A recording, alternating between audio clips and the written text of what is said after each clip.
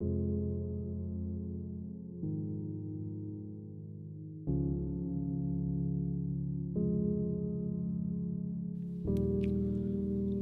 सबको है, पर हर आजादी के कुछ कायदे और कानून हैं।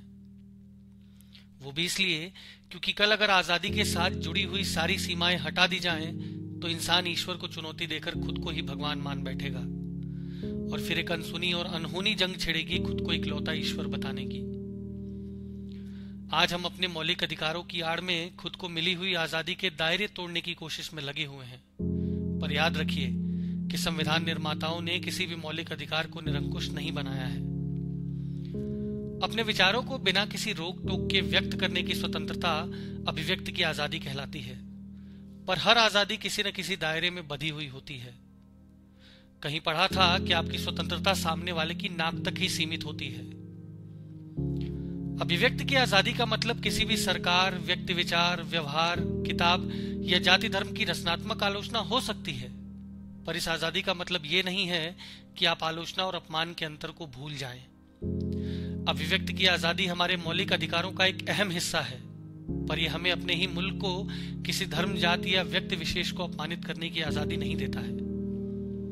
आज किसी को अभिव्यक्ति की आजादी के नाम पर देश को गाली देने की आजादी चाहिए, किसी को आरक्षण से आजादी चाहिए, किसी को आरक्षण की आजादी चाहिए, किसी को गौ हत्या के नाम पर इंसानों की हत्या कर देने की आजादी चाहिए, किसी को सरकार से, किसी को परिवार से आजादी चाहिए, किसी को कश्मीर की आजादी चाहिए, किसी को मंदिर, किसी को मस्जिद बनाने की आजादी चाहिए, किसी को भ्रष्टाचार से तो किसी को गरीबी से आजादी चाहिए, किसी को महिलाओं पर हो रहे अत्याचार से आजादी चाहिए।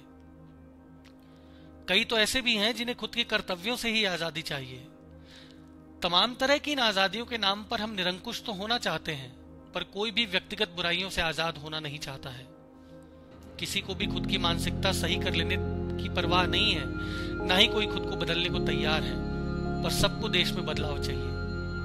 खुद का घर साफ हो या ना हो, सड़कें, गली, मोहल्ले सबको साफ चाहिए। वोट हम अपराधी को ही देंगे, पर सरकार ईमानदार होनी चाहिए। गाली हम देश को देंगे, पर पासपोर्ट, आधार, राशन, वोटर कार्ड के साथ साथ सारे मौलिक अधिकार हमें इसी देश के चाहिए।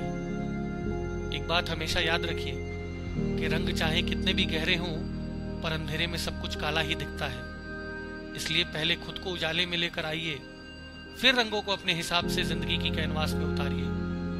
तभी आपको आपके आसपास काला कम और बाकी रंग ज्यादा दिखाई देंगे। मेरे हिसाब से संतुष्टि और पूर्णता है आजादी। पिंजरे की कैद से किसी परिंदे का बाहर निकलकर खुले आसमान में पर फैलाना है आजादी। अपने संविधान, अपने बनाए हुए एकमत कानून के दायरे में रहकर जीवन बिताना है आजादी। आजादी सिर्फ एक शब्द नहीं है, एक भाव है जो एक दायरे के साथ बंधकर आता है। आप आजाद हैं ये कहकर किसी के ऊपर मुंह का पान नहीं थूक सकते हैं। आप शौक से हवा में हाथ पैर लहरा सकते हैं, पर किसी को मुक्का या लात नहीं मार सकते हैं।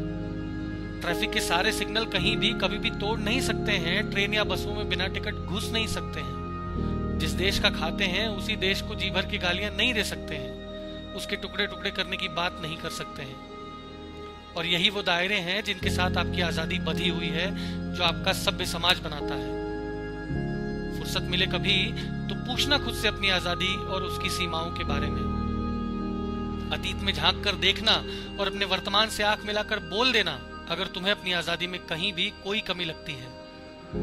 अगर तुम्हें अपनी आजादी में कहीं भी कोई कमी लगती है। जय हिंद, जय भारत।